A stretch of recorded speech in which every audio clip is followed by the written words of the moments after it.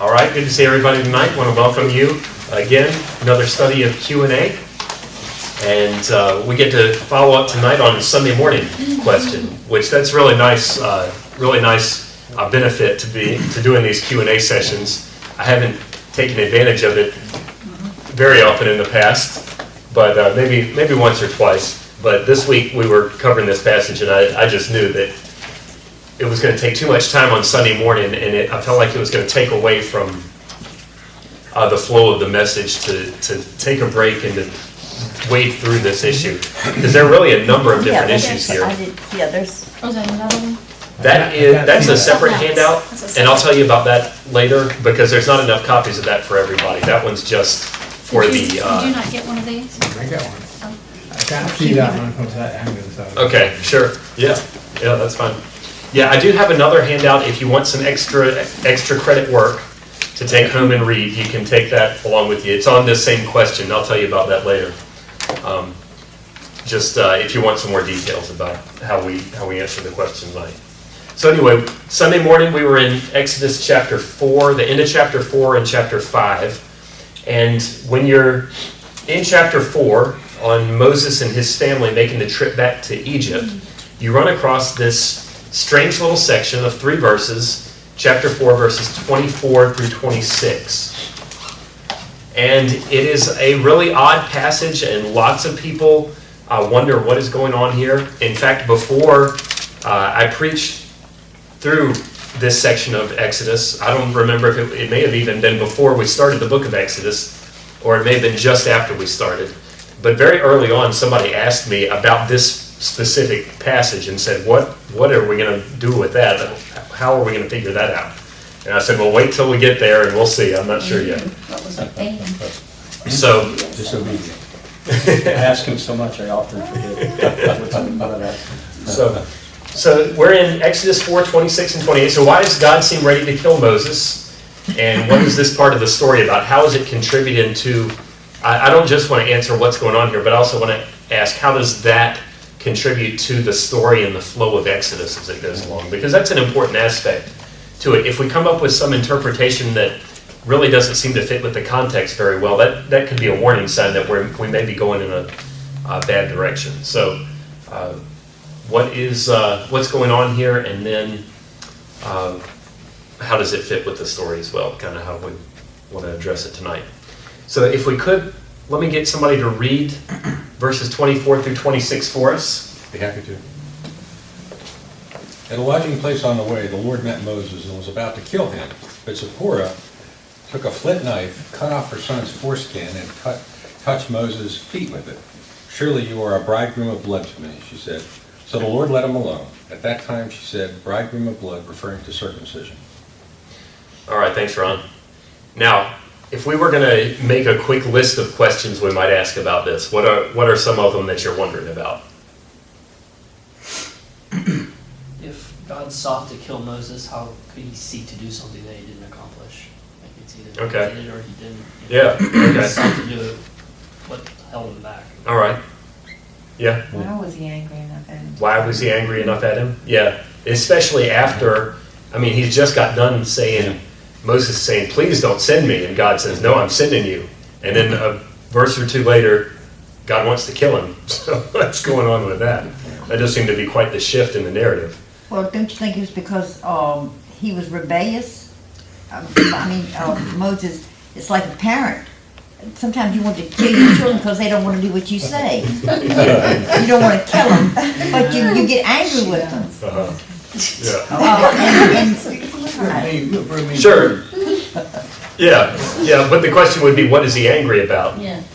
So that maybe we could ask that. What would make him so angry he was wanting to kill? My question's always been, how did his wife know? And was there something visible, oh, here comes God, let me do this real quick? Yeah.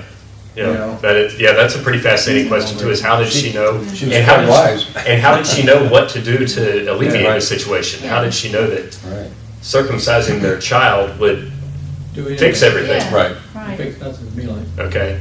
And then why would she take the foreskin and touch Moses' feet with it, right? Right, yeah. Does that seem to make any sense to us? I think we could continue to go on about this. What in the world is going on here is really what you come up with. And you can see some of the reason that I wanted to say on Sunday morning, we just don't have enough time to deal with this and to pick this apart like I'd like to. Another reason that I didn't want to deal with it too much on Sunday morning is because one of the things that I'm going to do in this section is criticize the NIV translation of the passage. And I like to be careful about doing that because I want people to be confident in our translations. We've talked about that a number of times, that we have excellent, excellent English translations. And so I don't want you to go around wondering, can I trust my translations? But having said that, no translation is perfect. I could pick any English translation that I wanted to, and there would be times that I would find things that I would say, I don't think they got it quite right here. And there would be times that I would criticize. In fact, I've got on your handout, on one side of your handout, it gives you 7 different English translations along with the Hebrew. And the only English translation that I would say gets this particular aspect of the translation right is the King James Version. There you go. Every other translation does what I'm going to criticize the NIV for doing at some other place. So Van's finally happy. He's convinced me that on this one passage, the King James may have done better. But really, even with that, I would probably say just in this one aspect. But they do a great job with that here. So I'll explain exactly what I mean by that in a little while. Now, before we get to that part, I want you to look at the other side of your handout, which is the New English Translation, the Net Bible, and the notes. I've talked to you before about the Net Bible, that it's a great resource because it has such great footnotes with it, and they give you a lot of help with the translation and understanding why they would translate the verses the way they did. And it's just a really good study Bible in a lot of ways. So it's free online, by the way, netbible.com, I think or bible.org. You can go to and get it, and the Bible and all the notes are free there. So it's a great study tool. Now, a couple things that I want you to see I underlined in the notes. You can see the entire note 77. It says, it records a rather strange story. God had said if Pharaoh would not comply, he would kill his son. That's the passage right before. In verse 23, God talked about killing Pharaoh's firstborn son. We talked about that Sunday morning, and I mentioned to you that is a fascinating parallel with the need for sacrifice, and that it cost the firstborn son to let the people go from Egypt in the same way that it cost God his one and only son to set his people free from the bondage of sin and death. But when we get here, after Pharaoh, if Pharaoh would not comply, he would kill his son. But now God was ready to kill Moses, and that's what I want you to see here. That the vast majority of people do interpret this passage to be about Moses, that God is ready to kill Moses. And in fact, they don't even give you any details here about why they would assume that it's Moses, but that's really what they're doing here. In fact, it says God was ready to kill Moses, representative of Israel, God's own son.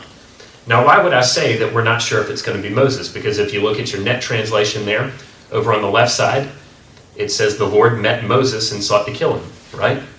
If you turn your paper over and look at all the different translations, you look at the newer NIV, it says the Lord met Moses and was about to kill him. If you go across your page there, the Holman version, Holman Christian Standard Bible, is the one beside the NIV. It says the Lord confronted him and put him to death. So that may give you a little bit of a hint about what's going on there. But in verse 25, the Holman version says she cut off her son's foreskin and threw it at Moses' feet.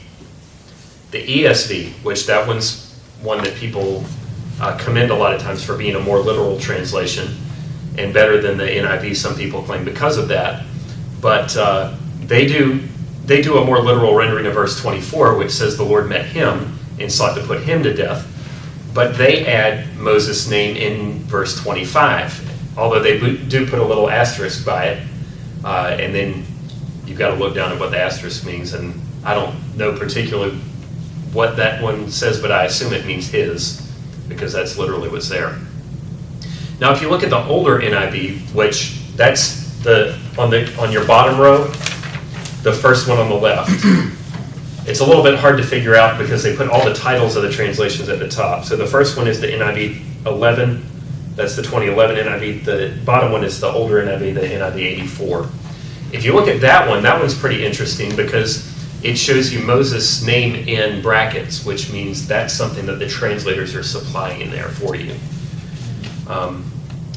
The New Living Translation actually does a decent job because they don't insert Moses' name where it isn't, except they supply an explanatory note at the beginning of verse 24 that says, on the way to Egypt, at a place where Moses and his family had stopped for the night.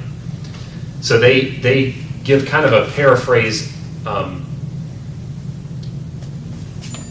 explanation of what's going on there, and they insert Moses' name there, even though it's not really there. And then you have the NASB is the next one. The Lord met him and sought to put him to death, but they've still got in verse 25 threw it at Moses' feet. So, like I said, the King James Version actually does the best job with this particular aspect of the text because I tried to underline up there under the Hebrew, the word his or him is actually only a suffix on the word there. It's just a couple little letters. At the end of that first line in Hebrew, you're reading from right to left, right to left instead of left to right. You read Hebrew backwards. So the very end of that first line, you see a little underline there. Right before you get to verse 25, you see an underline.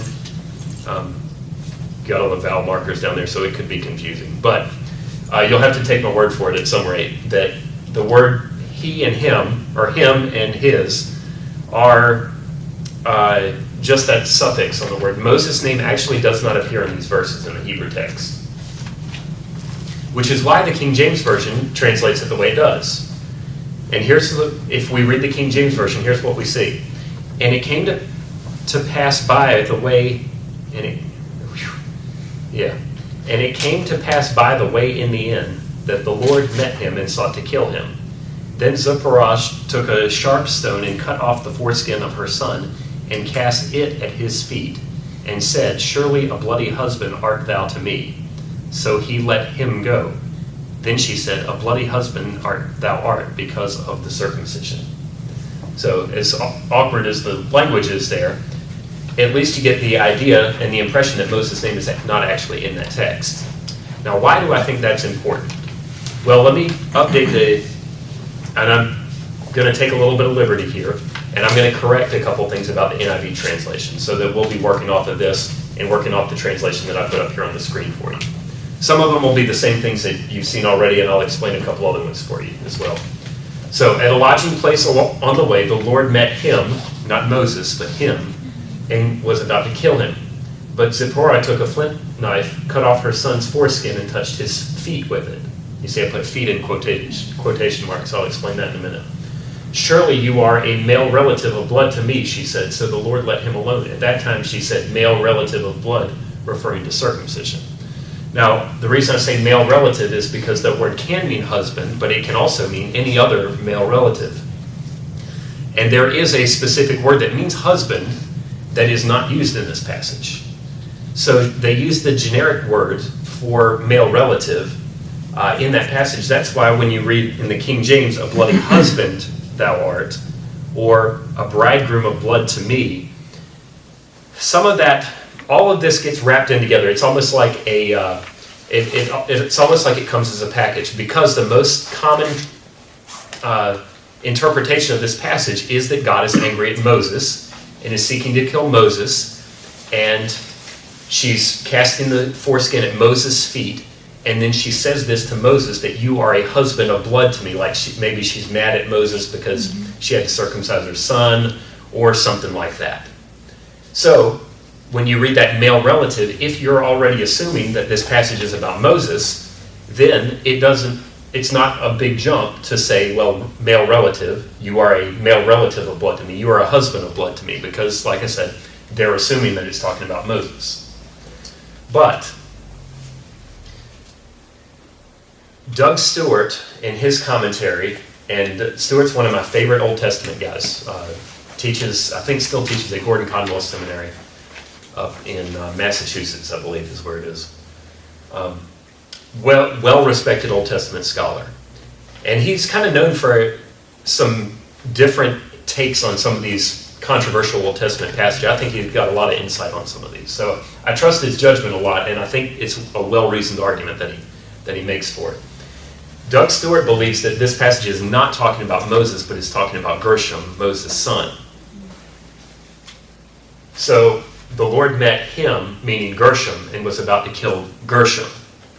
Number one, it resolves the tension with why would God commission Moses and then a couple verses later be ready to kill Moses? That doesn't make a whole lot of sense in the first place. Another thing that you take into account is that the immediately preceding verse, verse 23, was talking about God killing Pharaoh's firstborn son. So that would be an immediate link into verse 24 if Moses' firstborn son is being threatened with death because of something that God was angry about. So what would he actually be angry about? That's a question we'll get into in a minute. But the only person that's actually talked about here, other Zipporah is talked about, Moses' wife, but Moses is never talked about. Her son is the only person that's explicitly mentioned in this passage itself. Now Moses is mentioned a few verses earlier, so it wouldn't be unheard of to go back up and take Moses as the subject. And if it made more sense to do that, I would be fine with doing that. But I think Stewart makes a very strong case that this passage actually makes best sense if we see it as referring to Gershom, translate these as him and his, and not supply Moses in there. So why would we say that? Why is Stewart making that argument? That's why I told you I've got this extra handout. If you want some extracurricular, extra credit reading, then I made about 4 copies of it, and I've got it here. It's about 3 pages long. He goes through the issue and gives you several different reasons why he thinks it's better to take it as Gershom rather than Moses. But let me give you a summary of basically why we're saying that. Number one, the text never mentions Moses. So the question is a little bit up in the air. The second one is the immediate context of the threat to kill Pharaoh's firstborn son would give a lead-in to this passage and seems to make it fit the context quite a bit better than seeing this as a story about killing Moses. Here's what Stewart says. The NIV, inserting the name Moses at 2 points in the story via brackets, he's working off the old NIV text because of the age of the commentary, merely misleads the reader into thinking that Moses, not Gershom, was the subject of what Zipporah said and did. Now, your translators, it may be news to you, but your translators actually do this fairly frequently. They supply the subject when the original text has a pronoun, because Hebrew, like you see, a pronoun is just a suffix in Hebrew, and condensing narrative, saving space, that's at a premium. It's very frequent for us to use pronouns as well, to shorten and to diversify. Sometimes your translators feel like the original subject is so far removed from the pronoun that you lose the sense of what the pronoun's referring to, so they'll supply it as well. In fact, your Net Bible notes, back on the original, the first page of your handout we looked at, they give you 2 other instances in this place that they admit to doing that. If you look at note number 78, it says the referent Moses has been specified in the translation for clarity. But that's not the only place they do it. Look at translation note 80 on verse 26. He, the referent, the Lord, has been specified in the translation for clarity. And what you'll find is every English translation, of course the King James doesn't do it here, maybe the King James doesn't do it at all, I don't know. I would assume that they do it as well in some places.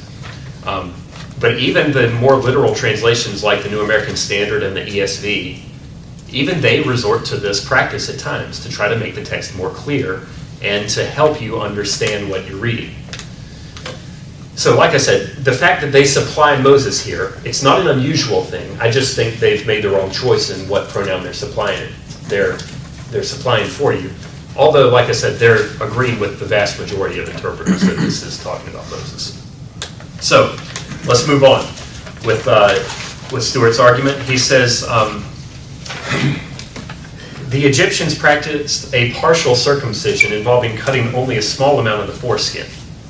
a practice considered so illegitimate by the Israelites that it could be called the reproach of Egypt in Joshua 5:9. There's actually a section in Joshua that talks about the circumcision of the people coming out of Egypt, and then the people wandering, and the people wandering hadn't been circumcised, they had to be circumcised. So all this stuff is going on.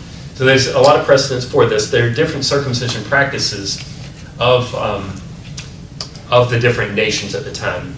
It seems like Egypt did what we, I guess, compared to Israelite circumcision, what would be a partial circumcision. The Midianites, where Moses was, seem to have done a full circumcision, but not at birth. They did it before somebody was married, a couple of weeks before they were married. So that's the context that Moses grew up in. So it's very likely that Moses had been possibly partially circumcised as an Egyptian baby, possibly finished the job with the Midianites. Pardon me if this is a little uncomfortable, but you almost got to know the details to know how this is working out. So full circumcision before his marriage to Zipporah, but Gershom, his son, not having been circumcised because he was still a child, and the Midianites did not circumcise children. So Gershom is traveling back to rescue the Israelites who already have the covenant of circumcision. That comes back with Abraham, right? Moses is taking his family back to the Israelites, and he's going to lead them through the Passover, which is explicitly said later on in Exodus that no one who is not circumcised can go through this. So Moses' son is uncircumcised at this point. They're traveling back to join the Israelite people, and God says, Moses, you haven't followed my command in circumcising your son, Gershom. So, at a lodging place along the way, the Lord met Gershom and was about to kill Gershom because he wasn't abiding by the covenant of circumcision. But Zipporah took a flint knife, cut off her son's foreskin, and touched his feet with it. Now, feet are a common euphemism in the Old Testament for private parts. Sometimes the word does literally mean feet. But there are plenty of times in the Old Testament where the word feet is used for private parts. So Isaiah 6:2, 7:20, Ezekiel 16:25, Deuteronomy 28:57, if you want to go look them up. So this happens. So we're not sure exactly what this means. She may have cut off the foreskin and touched his genitals with it. She may have touched Gershom's literal feet with it. What exactly it means, it doesn't really matter. Well, Here- how old would we have give him? We don't know. I don't know. Yeah, we don't know. But here's the point of it, is that regardless of what she touched with it, this seems to be a reflection of the Midianite circumcision ritual that people would have gone through. Zipporah grew up as a Midianite. Her dad was a Midianite priest. She probably would have been aware of what happened in this circumstance.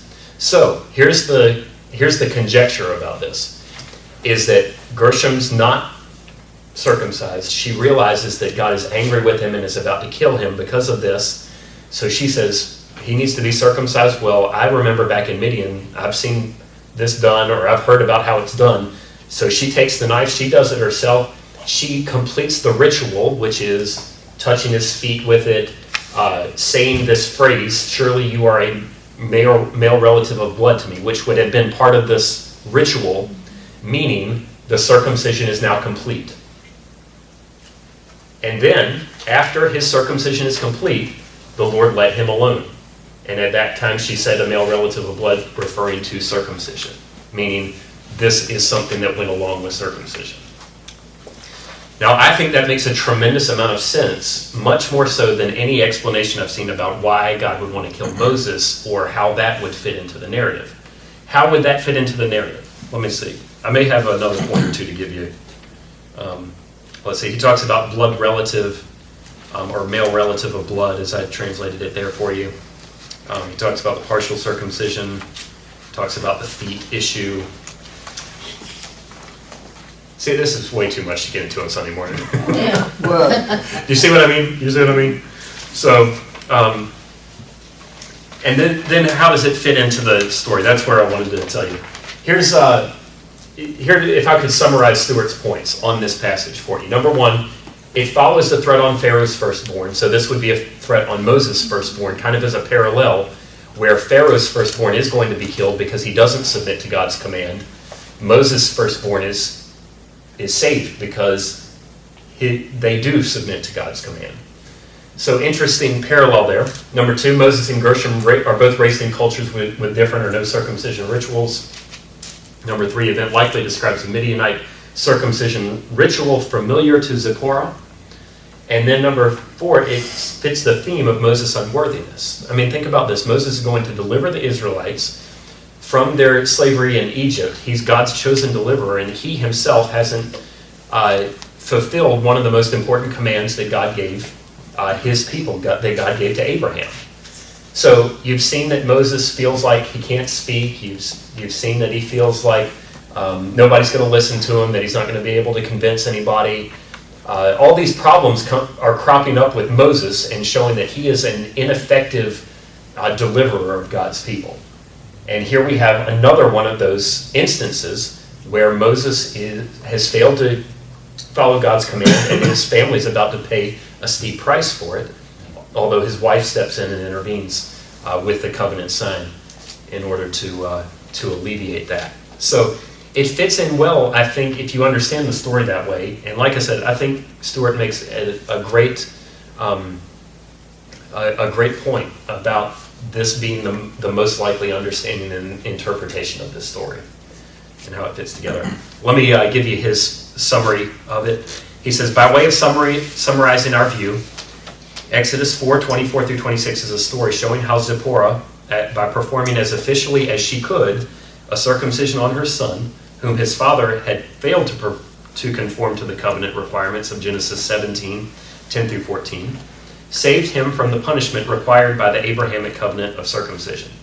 Nothing can thwart God's plan of redemption. Since Moses had not yet done his part in regard to Gershom's circumcision, God accepted Zipporah's decisive and pious actions in circumcising her son as an appropriate substitute, so that God's chosen yet reluctant and headstrong prophet could continue his assignment to lead the Israelites out of bondage. God often relents if his people repent. Right words and actions, if they show true intent of the heart, demonstrate right repentance. Moses might have lost his own firstborn son, just as Pharaoh would later lose his, predicted immediately prior to the present passage. Zipporah's intervention prevented that from happening. So that's what Doug Stewart thinks is going on in these three verses, and I agree that that is probably the best explanation. Now, at the end of the day, we don't learn a whole lot theologically one way or the other. There's not a whole lot that's dependent on this passage. So if somebody said, no, I disagree, I really think it's Moses, I would say, okay, well, it's not a big deal at the end of the day. Like I said, I just think it makes better sense. The Net Bible gives you kind of the alternate view, the Moses view. He says, apparently one would reconstruct that on the journey, Moses fell seriously ill, but his wife, learning the cause of the illness, saved his life by circumcising her son and casting the foreskin at Moses' feet, indicating that it was symbolically Moses' foreskin. The point is that this son of Abraham had not complied with the sign of the Abrahamic covenant.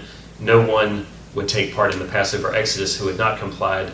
So how could the one who is going to lead God's people not comply?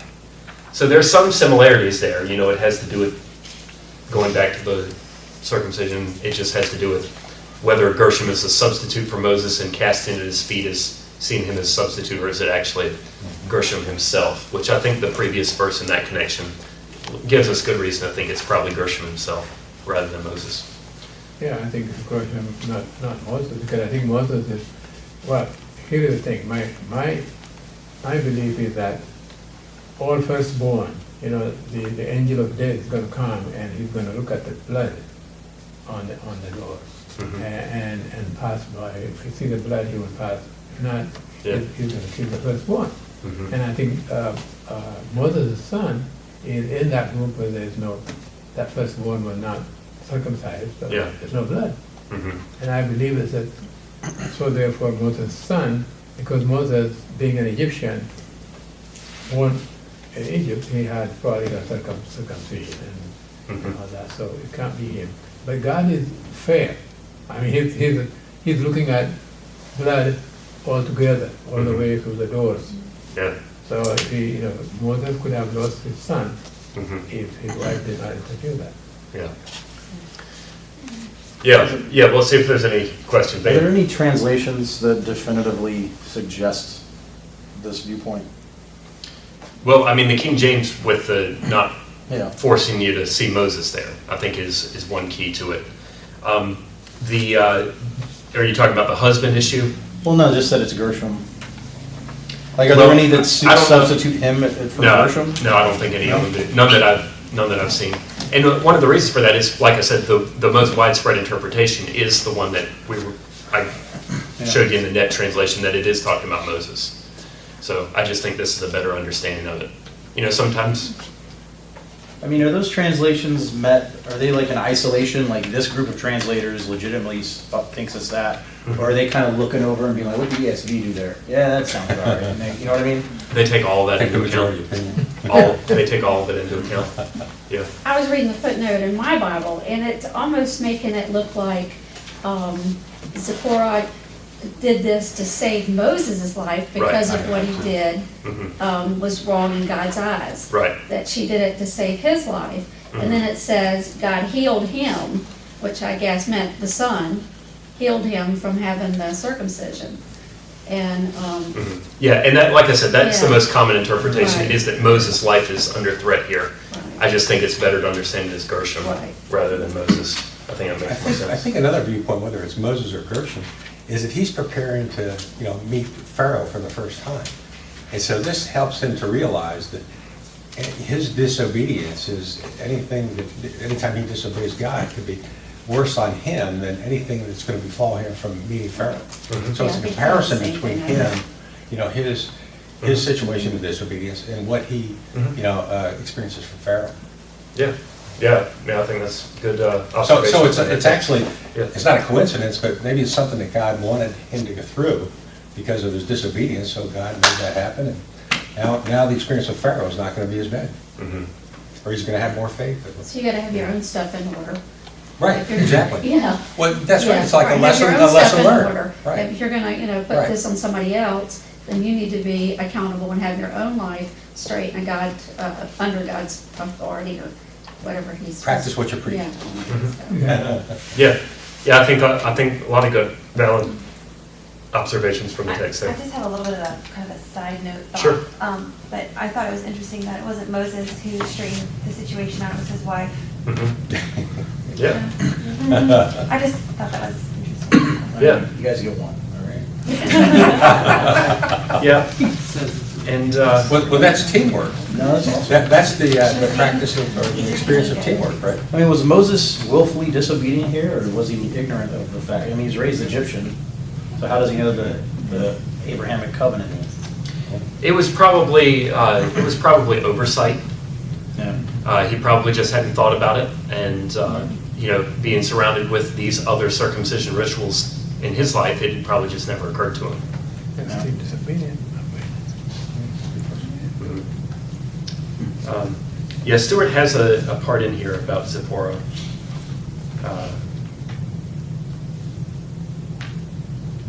And about kind of her, she is the hero of the story here in this, yeah, so that's definitely good. You know how we women always see the big picture and they just want to get their stuff done. We help them If it succeed. wasn't for a woman, You wouldn't the succeed Israelites if would it have never wasn't left for me. Egypt. It's a complementary effect. Let's see, God is implied in the fact by acting Zipporah prevented a serious consequence. The result was that Moses' family was consistent with the practices God required of his covenant people, and thus the story ends happily with the will of God accomplished. So, yeah, like I said, I made 4 copies of the Stuart material on this. If you'd like to take a copy home, maybe we can pass it around and raise your hand if you want one of them. I never know how many copies of that stuff to make, so I don't want you to feel bad about taking it. And if there's anybody that wants one that's not here, I can either email it to you or make another copy of it. Either way is fine with me. Like, I don't want to I don't feel like it's the kind of thing that everybody wants. I don't want to make, like I made 14 copies of the other one. I didn't want to make that many copies of it, but I want to make enough so that nobody feels bad about taking one either, so. You want a copy, you can get one. Yeah, there you go. So, yeah, strange story. I agree. A lot of historical detail, I think. It really helps fill in the story. I mean, basically, what you end up with is Moses was about to bring his uncircumcised son along. God gets angry about it. His wife takes care of the problem by performing the circumcision ritual she was aware of, and that's what a lot of the text is about. Touching his feet, saying the words bridegroom or male relative of blood to me, about her performing that ritual, and then everything as well after that. So. I think that makes more sense. We still don't know. I never would have thought How- I just always thought it was Moses, but that does make sense. Yeah. Well, like I said, your translators, they're trying to help you out and supply Moses for you, but I just think they made the wrong choice in this instance. 99% of the time I when can they never understand it, really. yeah, 99% of the time when they supply that referent for a pronoun, it's clear and they've done a good job, and there's nothing wrong with them doing that. They're helping you out by doing that. But you do run into that occasional circumstance where it's questionable who it's actually referring to, and this is kind of one of those times that I feel like they. We still don't know Yeah. how they knew that God was mad at them, though. Yeah. Well, like the Net translation says that Moses was probably seriously ill, and that's certainly a possibility. It could be there were some of the early translations. I believe the Septuagint translation actually translates this not as Yahweh, not as the Lord met Moses, but the angel of the Lord met Moses. And we've seen the angel of the Lord in the burning bush, and the angel of the Lord appears back in Genesis in the form of a person. So is that a possibility? Yeah, that could be as well. We're just not given the details. That's one of the problems with highly condensed narrative is you don't get some of the details you might wonder about. But somehow she knew, and she knew the right thing to do. So, all right. So now that we've solved that mystery. I believe that God didn't mean to kill anybody, but he wanted to serious warning so that they can take care of the issues. Mhm. Sometimes it happens, so she was, maybe some good intuition, so I think. Yeah. Yeah. Were the Midianites a pagan culture? Yeah. Were they? Mhm. Yeah. Circumcision was not actually that unheard of as a practice in the ancient Near East. There were different rituals around it and different practices to go along with it, but Israel was not the only nation that did circumcision in and of itself. Like I said, the practices would differ. I don't see what certainly got to do anything. Yeah. Well, that is a kind of a lingering question about the Old Testament. Why would God choose circumcision? It does seem like a pretty strange thing. It's obviously very male-centered. It's not something that has anything to do with females. But we are dealing with a very patriarchal society back then as well. So the head of the household, the male, was the person that was the main concern. So, that kind of deals with it a little bit. Some people have suggested that maybe it had to do with one of the pagan religious practices very often was temple, pagan sexual rituals in temples. Pagan nations would have temples where people basically went to have big sex parties. And by this, they would be worshiping the gods of the crops, so that the gods would send more crops and more rain and have the land be more fertile. That was the idea behind all of it.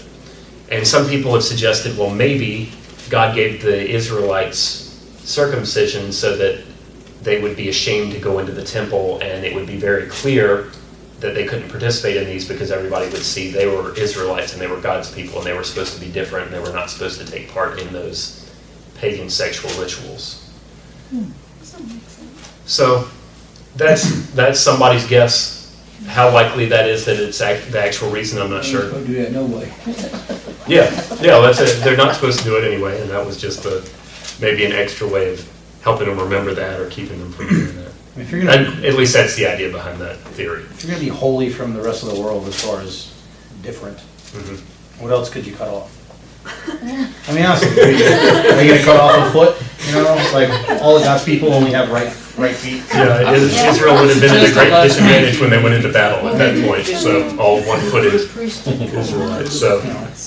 Yeah, bottom line is we don't know why God chose circumcision Moving on. as, that's what he did, yeah. but- So this whole feet thing has really been making me think like this, and I've been very distracted because you said that feet oftentimes means sometimes good parts, and Yeah. so I'm thinking, okay, so in Ruth, Yeah, when she goes, yeah, she goes and uncovers his feet, yeah. Yeah. That's actually a big interpretive issue in Ruth, is she sleeping with him at that point, basically? I was kind of like, okay, so what's she doing? And there are a lot of Old Testament scholars that argue that, yeah, that's what it means. She's uncovering his feet and she's sleeping with him. Well, you glazed right over that when you preached on Ruth, huh?